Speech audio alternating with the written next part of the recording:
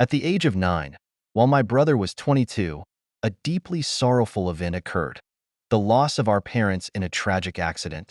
Demonstrating their characteristic prudence and foresight, our parents had devised an elaborate contingency plan for us in the event of their absence. This plan encompassed bequeathing a substantial sum of money to each of us, alongside entrusting me with the family home from our childhood. There will explicitly stipulated that upon reaching the age of 18, we could access our respective inheritances.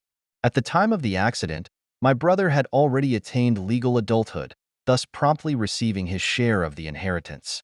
Subsequently, our relationship underwent a transformation. Following the acquisition of his inheritance, he abruptly severed all communication with me, for reasons that remain elusive to me. Although it was a challenging period, I found solace in the unwavering support of my grandparents, who warmly welcomed me into their home and nurtured me with boundless affection and attention. Fast forward to last year. I finally turned 18 and got access to my inheritance, with a big and exciting chapter of my life starting. I decided to make a big move, literally. I moved into our old family home. It was emotional walking into the house that held so many childhood memories, but it felt right. I also started using the inheritance money to pay for my college tuition. I enrolled in medical school because I've always wanted to help people and make a difference in their lives, just like my parents did. Medical school is notoriously expensive, but thankfully, the inheritance covers it. Looking ahead, I have my finances planned out quite thoroughly. I'm in my first year now, and by the time I finish my basic medical training in about 5 years, I should still have enough funds left to possibly specialize further. Specializations can be in areas like surgery, pediatrics, or whatever area I feel most passionate about by then. And even after all that education, I expect to have a bit of money still saved up. On top of this, my amazing grandparents stepped in with another offer of help. They proposed to cover my living expenses while I'm studying. This means that the inheritance money can be dedicated solely to my education expenses. I gratefully accepted their offer, and it's been working out great for the past year. This kind of support really makes me feel blessed and keeps me motivated to work hard and achieve my dreams. Knowing I have such a strong support system behind me, my brother, who is quite a bit older than me, decided to spend his share on a new house, a lavish wedding, fancy cars, and a bunch of other high-end stuff that's nice to have but not exactly necessary for everyday living.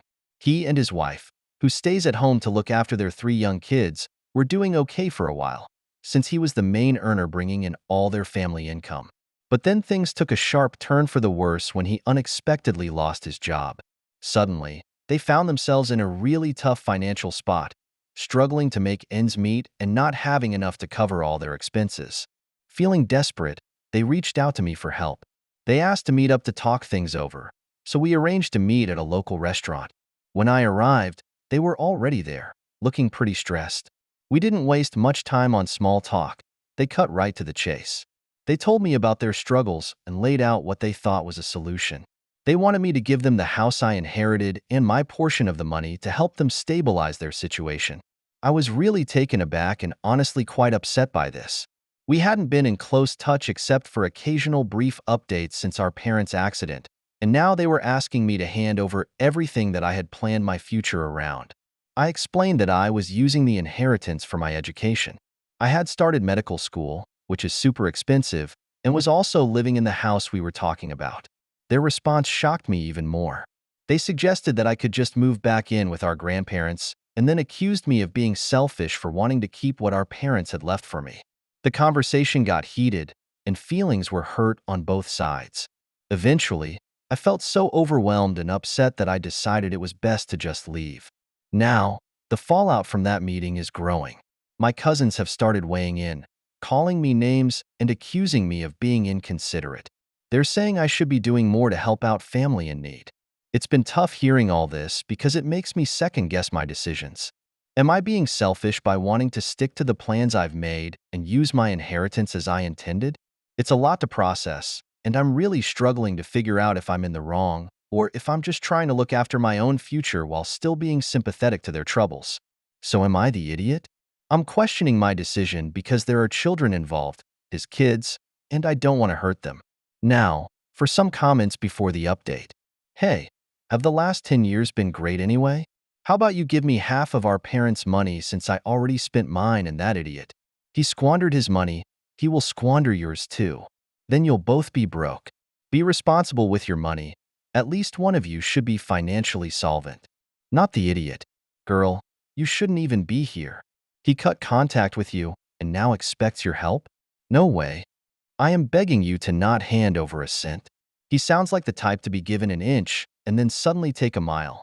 You owe him nothing. His family is not your responsibility in the slightest. Do not allow him to guilt you.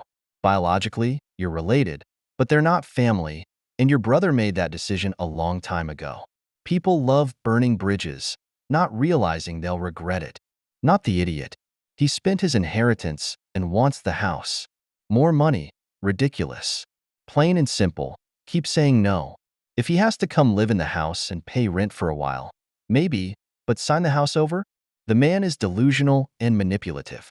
I'm shocked at the cheek of his suggestion. Kids are currently back in school, so both parents can get jobs to make ends meet. It may not be up to their expected standards of living, but I doubt they'll starve. So, your plan for your money is completely valid, and you have every right to not share. Update. Am I the idiot for not using my inheritance money to help my brother and his family out? A lot has happened since I posted my story, so I'll be updating here. First off, I talked to my grandparents about what happened, and they've been really supportive. Then those cousins who were sending me all those not-so-nice messages got even angrier when I suggested they help my brother out themselves, so I just blocked them. Next, I tried to patch things up with my brother and his wife. I invited them over for a meal and even offered to rent them a few rooms in my house. But instead of being cool about it, they kept pushing me to just hand over my property to them. That's when I decided I'd had enough, so I just left. I had a heart-to-heart with my brother afterward, hoping we could work things out. Turns out he's not interested in fixing our relationship at all. It really hurt to hear that, especially after I'd hoped things might change. So, I made the tough decision to cut off contact with him, and you know what? My grandparents decided to do the same. It's been a roller coaster of emotions, and honestly, I don't know if this is the end of the road for us or if there's still a chance to mend things. But for now, I'm just trying to focus on moving forward and taking care of myself. And hey, I really appreciate all the advice and support I've gotten along the way. It means a lot. Now, for some comments. You know what? This may be a blessing in disguise since he has left no question about his nature and made it very easy to see that he has nothing good to add to your life. Luckily, he had revealed his intentions so clearly so quickly before you lost or suffered even more. You can now move on knowing that you absolutely made the right decision, as painful as it may be. I'm so sorry to hear that your brother was just using you to access the house and your money. Going no contact is definitely the best way to go here. I personally think that the moving into your house would have been disastrous for you.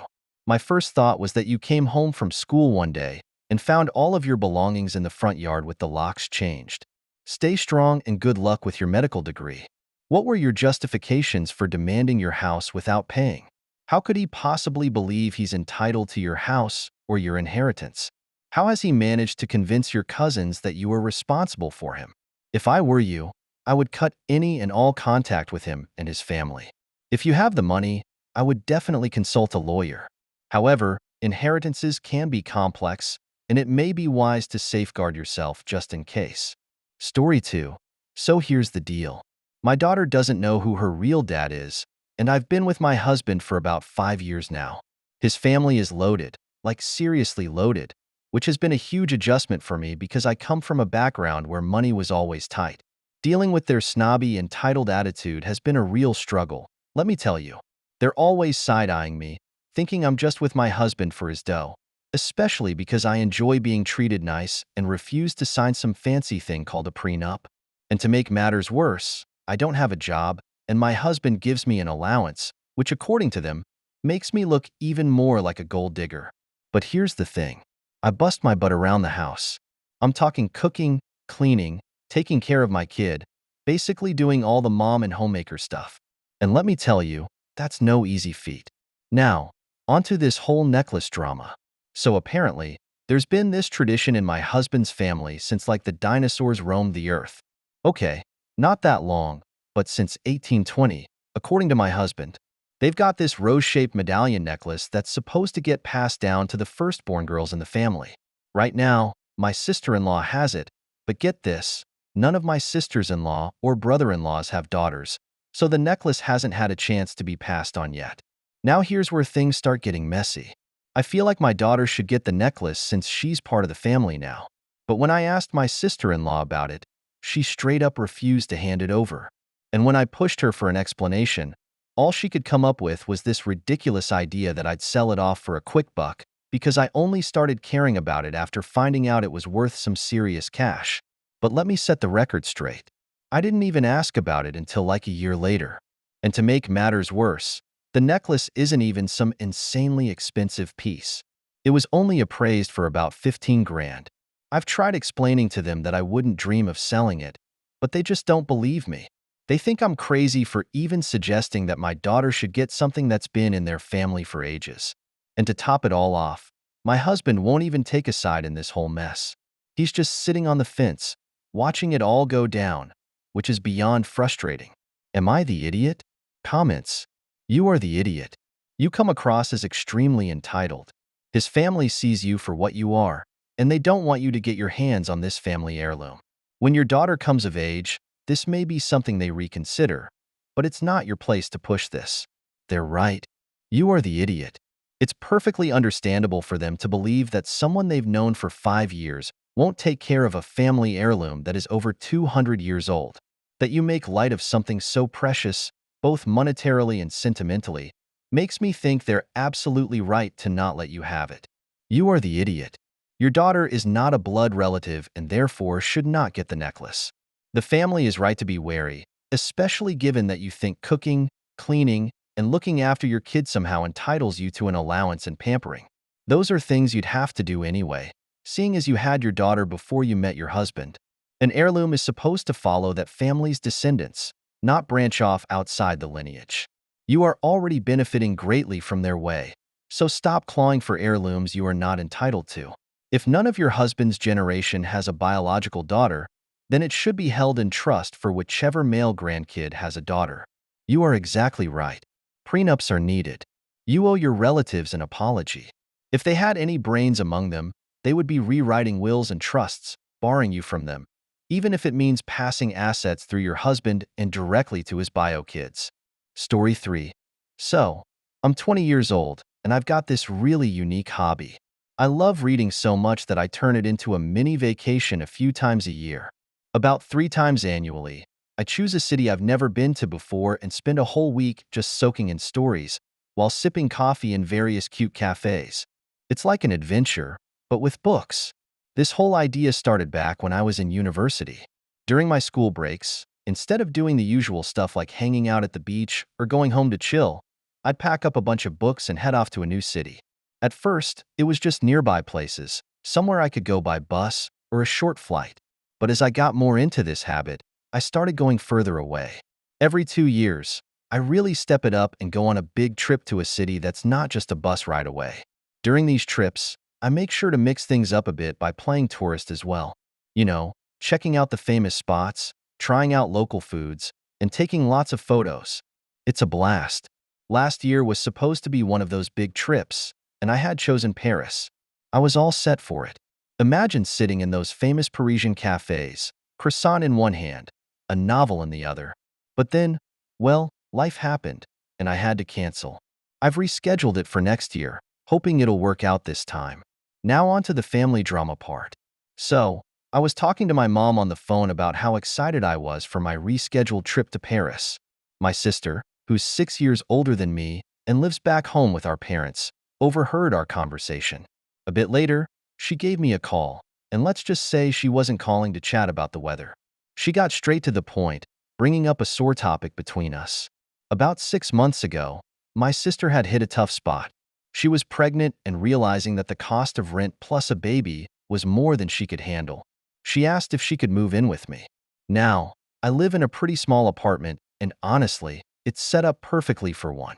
Plus, I work from home, which means I need the place to be calm and quiet. I told her it wasn't a good idea. Adding a newborn to the mix would really turn my world upside down.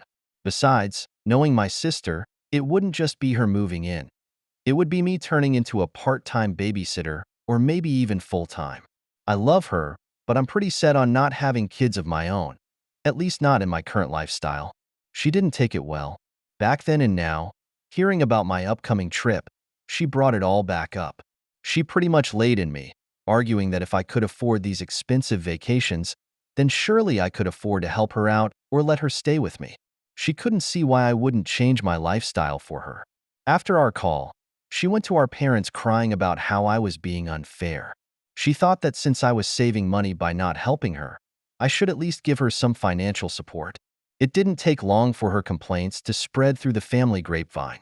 Soon, I was getting calls and messages from various relatives, each one echoing a similar sentiment. I was being selfish. My parents, in particular, thought I was making a huge mistake by not helping out. They, along with most of the family, sided with her. It's tough, you know? On one hand, I get where they're coming from. Family should help family. But on the other hand, I also believe that everyone has the right to choose how they live their life. My reading vacations are my way of unwinding and finding peace in a hectic world. It's not just a splurge. It's almost a form of meditation for me, a way to recharge and be my best self. I've tried explaining this to them, hoping they'd understand that just because I manage my money to allow for these trips, it doesn't mean I have excess cash lying around. I budget tightly for these experiences. Plus, inviting a newborn into my small space would disrupt everything, from my sleep schedule to my work-from-home setup. As of now, the situation is still a bit frosty. I've offered to help in smaller ways, like buying some baby supplies or helping her look for more affordable housing options. But the pressure to overhaul my life to accommodate her situation is something I'm not ready to give into. Am I the idiot for going on reading vacations instead of helping my sister out? Now, for some comments. I'm probably not supposed to be laughing here. Still, I really don't get your sister's logic. How do you not letting her move in with you because she can't afford life have anything to do with you affording to go on any vacation you choose? You don't have a kid or a life you can't afford. You can afford to do what you want, and what you want is to not have your sister and her newborn live with you, so you can go on vacations whenever you want. This seems reasonable. Not the idiot. You didn't get pregnant, she did. You didn't choose to keep the baby, she did. It is not your responsibility to fund her life. Where's the father of the baby and the rest of your family? I like how they're quick to volunteer your money for your sister, not their own. But do not give in on this. This is definitely a hill to die on. Go low contact for a while. Let them all work it out with each other and enjoy your reading vacations in your child-free life. Story 4.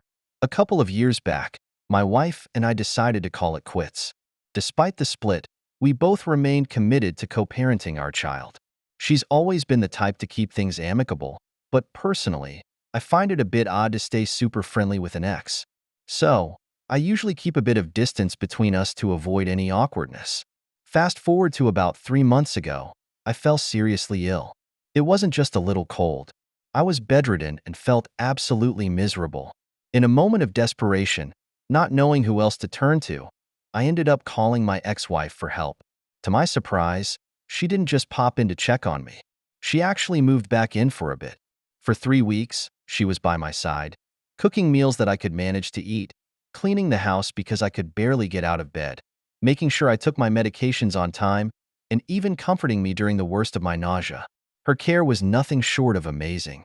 She was incredibly attentive, always making sure I was comfortable and had everything I needed.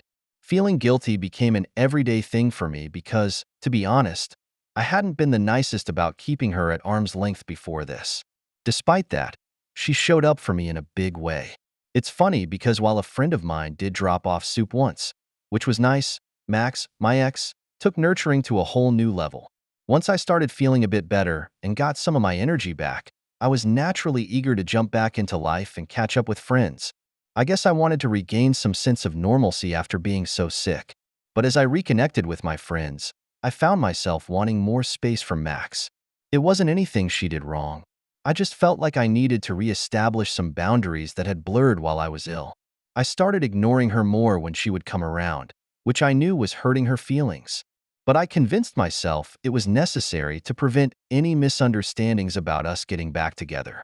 Recently, she reached out, asking if I could help out more with our child, maybe with some extra time or money, since things were still tight for her.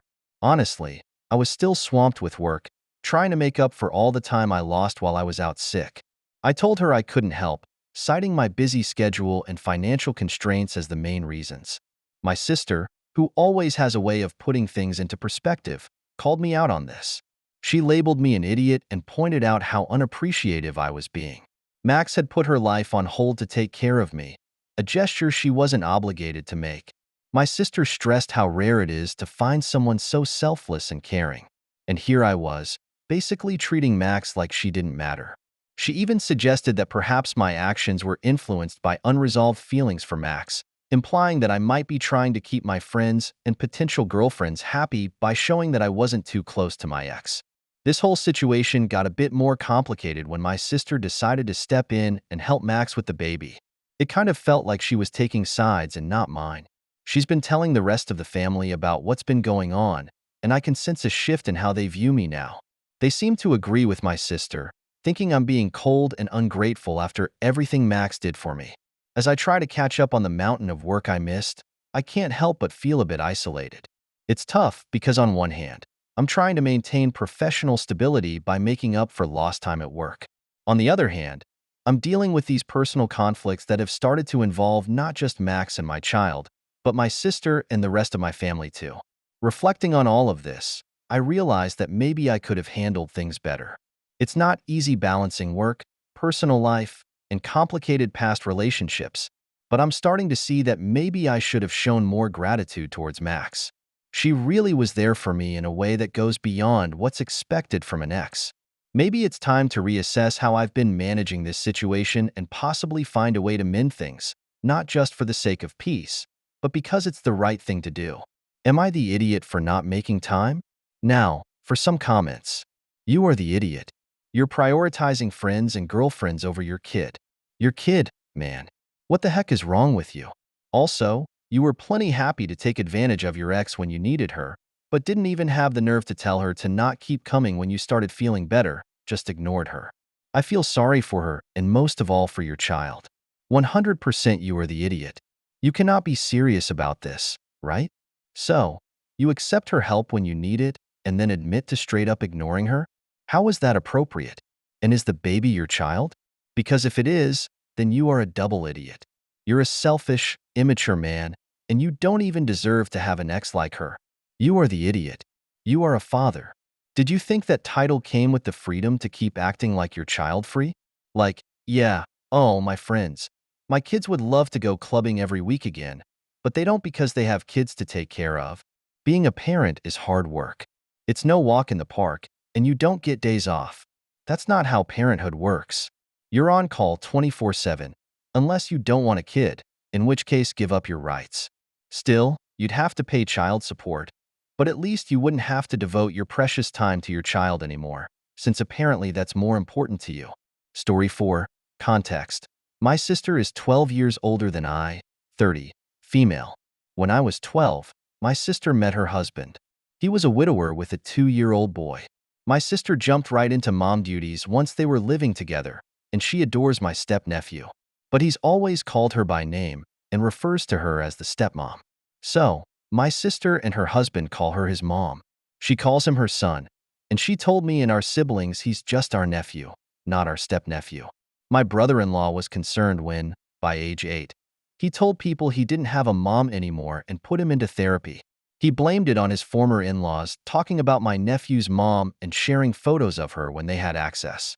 Yes, then they cut it out and encouraged him to accept my sister as his mom. It led to conflict, and he stopped access to them. My step-nephew was not the disrespectful, angry kids you read about in some posts. He did things more politely. He never embraced this as his family. He calls us his half-siblings family and calls my sister their mom more than he will say mom. For the most part, he's still used to stepmom. They tried to talk him around, and everyone told him it would change, and he would see that my sister is the only mom he ever known. And so now he's 20 and has created some distance from them because his dad fights them on how he refers to her as a stepmom and his siblings his half-siblings instead of mom and siblings. We were all present when he told him his mom is the woman who died when he was 3 days old, the woman who would have loved to be there raising him, and she wasn't important because without her, she would not be there. So for them to act like saving the role of mom for her is wrong makes them feel like they don't respect that she's the reason he's there. He told us all that he felt like my sister was jealous of his mom and how he is always and would always love his mom more than her, that he was never more glad that he was 6 years old by the time she could legally adopt him because he could say no and have it hurt by the judge. Anyway, my sister has always corrected anyone who says stuff in the context of her stepson. We went along because society tells you that the step doesn't matter at that young age and she is his mom, but I don't feel comfortable doing that anymore given how clear he has been. So when my sister corrected me last Saturday, I told her I would follow his lead on how to refer to him in the future and not hers. She is mad at me for that and told me I regret it when he realizes the truth. Am I the idiot? Now, for some comments. Not the idiot. We were forced to call our stepmom mom by our dad and stepmom. They had custody of us, but my mom is alive. It's horrible, and I would go as far as to say a form of child abuse. I left that house when I was 16 and cut contact. We speak a little bit now, and I call her by her first name. You are doing the right thing respecting his wishes. You will probably grow to dislike everyone who does, and eventually, if he doesn't already, it makes me angry at how often I see this kind of thing. If step-parents take 2 steps back and allow relationships to softly flourish rather than trying to force it and causing future relationships to, whether it's pathetic to force yourself onto a child who doesn't want to just be there for them, then one day, they will embrace you. While there's no guarantee, enhancing naturalness and reducing resentment overall seems probable. Opt serves as the metric for this and is beneficial for you. Technically, the child's perspective may be correct, yet he fails to honor his deceased mother without disparaging your sister. Essentially, your sister stands as his maternal figure, the sole one he has ever known. I won't criticize the child too harshly. After all, he's still young. It's possible that the ex-wife's family is influencing his thoughts. Nonetheless, your sister is justified. She's the one who nurtured him from a tender age. She holds the maternal role and merits respect accordingly. Each party involved bears some responsibility, but your support should be directed towards your sister. She's enduring severe and unwarranted rejection presently.